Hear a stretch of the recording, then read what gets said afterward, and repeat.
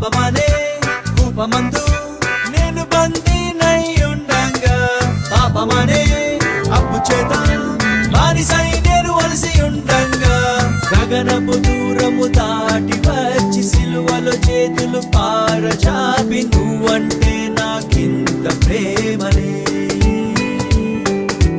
రక్తముతో నన్ను సంపాదించి నా కళ్ళల్లో కళ్ళు పెట్టి నీపై పిచ్చి ప్రేమ నాకనే.